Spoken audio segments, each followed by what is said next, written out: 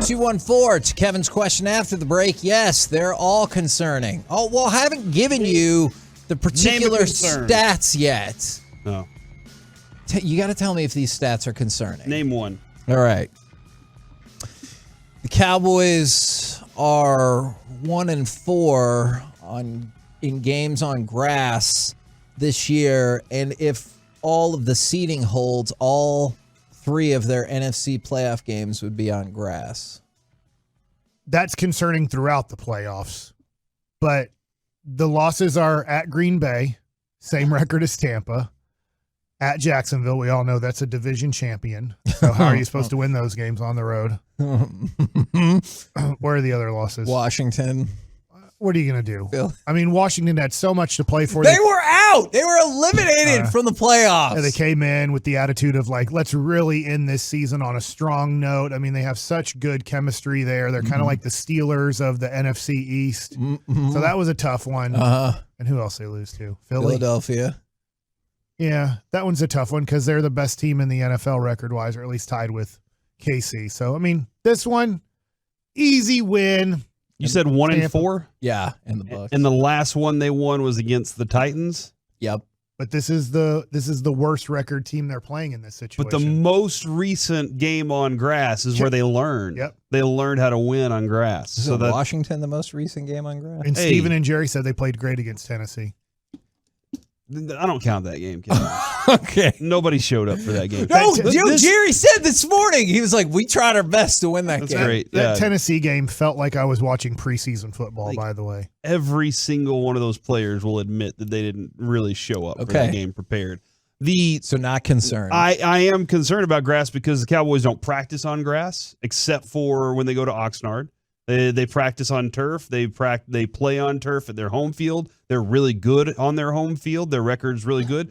They are faster, and they rely on speed, and that's one of the factors. Mike, go practice with a wiffle ball the entire time you're practicing, and now go pitch a regular baseball in a game. You're not going to have the same anything. Like, all your stuff's going to be different. I mean, go shoot on a 16-inch rim, and then go to an NBA game and shoot on a regular rim. It's it's going to be more difficult, and that's what they're dealing with. I mean, they're the best athletes, right? They are the best athletes in the world, and it shouldn't be a problem for them. But it will be because they do rely on a lot of speed as opposed to physicality, which Jerry was talking about this morning. This needs to be their mindset and mantra, is that physicality is the most important thing in the playoffs.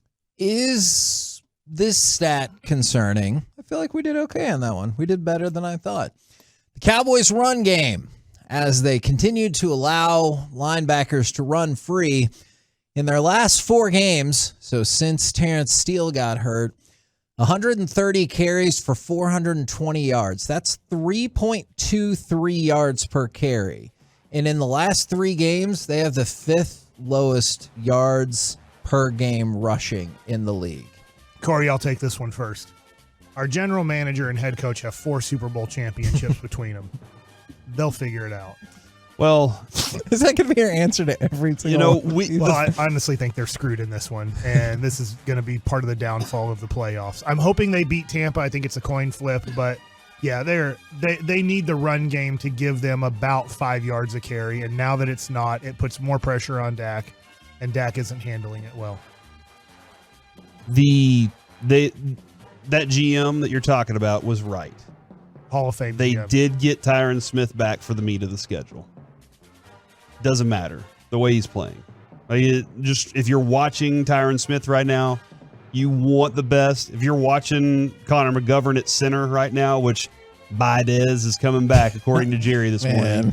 I didn't know both of them called him Baidez. I didn't know that, and that's so weird to me. But I was watching them against Washington. They didn't look like they knew how to come off the ball at all. Yeah. And can you imagine if Jerry or Steven had to call in the picks to the NFL office when they do draft somebody? You wouldn't get the right player. Who the hell are they taking? And they're like, somebody else call this in. They're saying the wrong name. We're about to get some player we don't even know that exists. I think that when Biotic comes back, we drafted FD Ram at one point. Huge plus. But I'm probably swinging McGovern back out to guard, Tyler back out to left tackle and asking Jason Peters to play right. I don't. Wow. What I'm seeing right now from So Tyron Tyron's Smith, on the bench? for me, Whoa. Do you think they have the guts to do that? nope. No. Okay.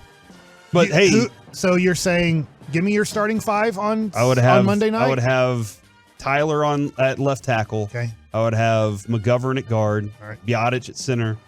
I'm guessing Zach Martin at right guard. Feels safe. And then I'm asking Peters to play right tackle, who said, admittedly, never played it before. I don't know what I'm doing, but I know what I watched with Tyron in the last game, and he looks lost.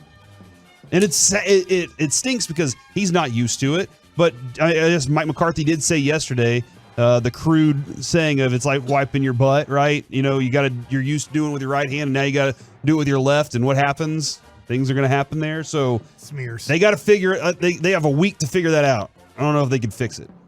From the 469, forget the positivity. Sourpuss Mike is the best version of Mike. So they want. Thanks. Right now, I've been positive. Yeah, no, you're. Corey's the one over there going, everything's in trouble. I'm just being. Listen, in the regular season, when you have 12 wins, it's awesome. Just be excited about that. That's the regular season. When you get to the playoffs, you got to be real about what your team is each week. Peter, Smith, and Martin are all guys in their prime, future Hall of Famers. Okay, I agree with the second part of that statement. 2 of them are most definitely not in their prime. Now, being honest, I do love when the broadcasters say that. I'm like, well, good. I'll go get Charles Haley and DeMarcus Ware out there, too. They are. I'm pretty sure DeMarcus Ware is going to make the Hall of Fame, who's coming on our show, not our show, but on the station today at 4 o'clock. DeMarcus Ware will be on at 4 o'clock, but it's like, I can go get like 11 Hall of Famers to play, but if they're all old farts, it doesn't matter that they're in the Hall of Fame. And let me double check. I believe that is tomorrow at 4 o'clock. But thank you for promoting ahead. Excellent work. Thanks. Now, speaking of the defensive line, I haven't factored in the stats from this last game yet, where I thought the pressure looked a little bit better. But first 12 games versus the last 4 games for the Cowboys, that's through weeks. It's through the 16th game. Pressure percentage, 27.4 down to 18.5. QB hits per game, 7.5 down to 4. Sacks per game, 4 down to 0.8. Concerning or not? Easy answer.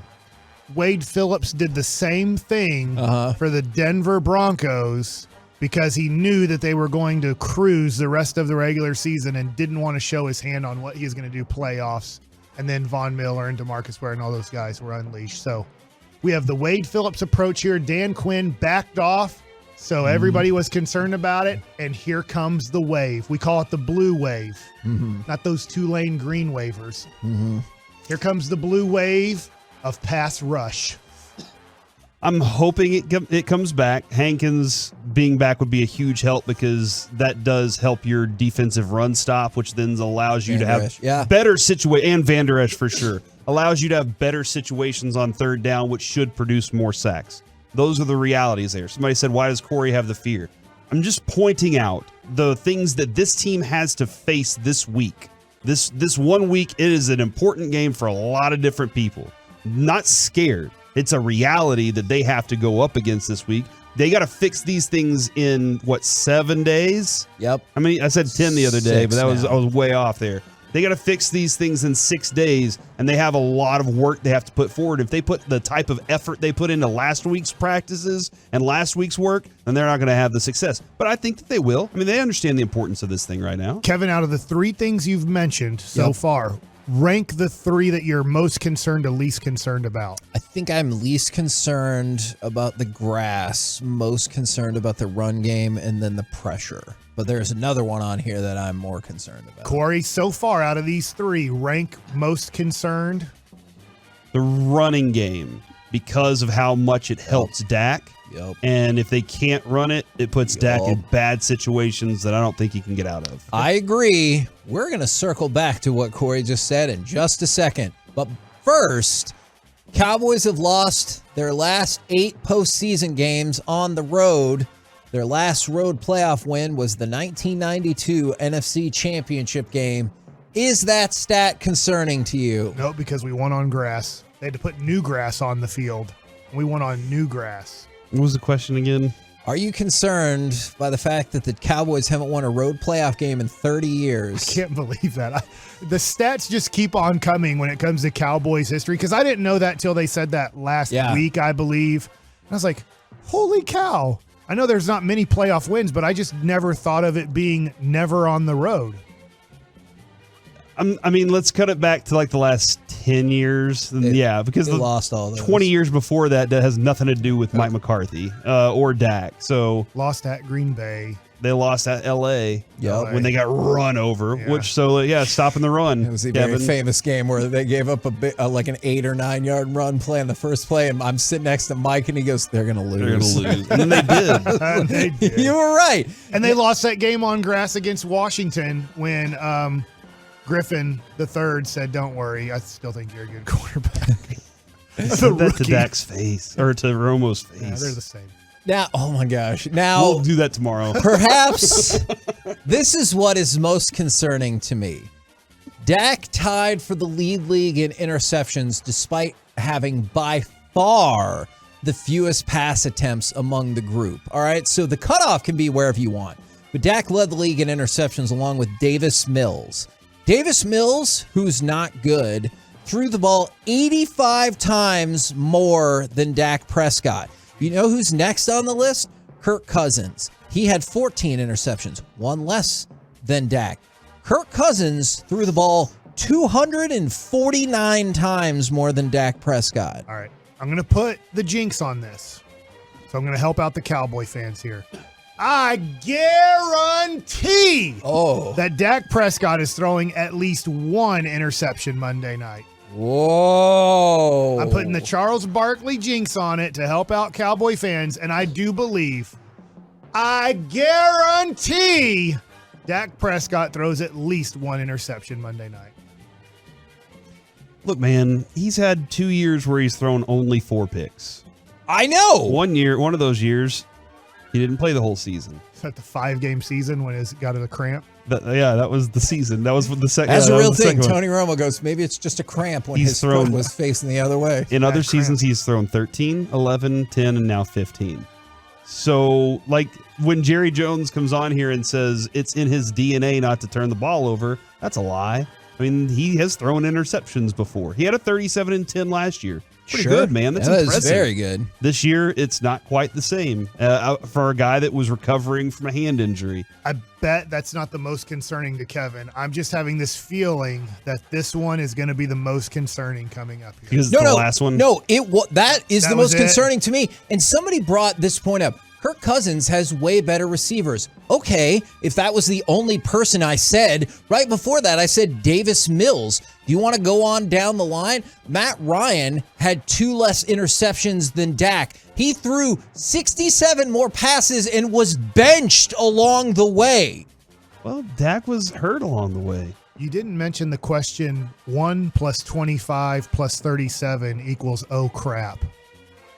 How the hell are we going to stop these wide receivers? Yeah. I don't have a specific stat for that. Okay. These were all stat-based, and somebody's like, I thought you supported NAMI North Texas. Why are you depressing the S out of us? That was not the point. I wanted to know if you were concerned about these trends or numbers, and you should definitely reach out to NAMI North Texas if you need mental health assistance. I agree. I'm most concerned about the Dak thing because, it's weird. Whenever you talk about the interceptions, some people are like, well, that means you think he's not a good quarterback. And I'm like, well, he played bad in the last game, and some of the decisions he makes are poor. I'm not saying that means he's a trash player and a trash human, but this team isn't good enough to absorb those mistakes. Can Dak Prescott deliver big-time throws? Absolutely. Yes. Absolutely he can. Do you want to rely on him the entire game like a team does Patrick Mahomes? No. You want him to be a very balanced quarterback with the offense and then strike big whenever the right moment is. And that's why I say with the offensive line not being able to run block the way that they have been in the past, it sets them up for longer down situations on 2nd and 3rd, and a penalty that shows up as a problem too. And then now he's trying to be hero on 3rd down as opposed to just keeping the train moving along. And that's what you want. That's when this offense is at its best, because then it can strike big on other moments whenever you're in good 2nd and 3rd down situations. They better get a pass rush. This is a horrible offensive line you're going against. You don't have to worry about a quarterback running or a running back running. Yeah. Tampa does not run the ball, and so hopefully you're harassing Tom Brady. Even though he gets rid of the ball quickly, hopefully you're harassing him. How many times does he get sacked? You know, like how does he get sacked ever? Nobody would ever. And every time he does, he bitches about it. He's like, "Okay, can't touch me. You can't talk about him like that."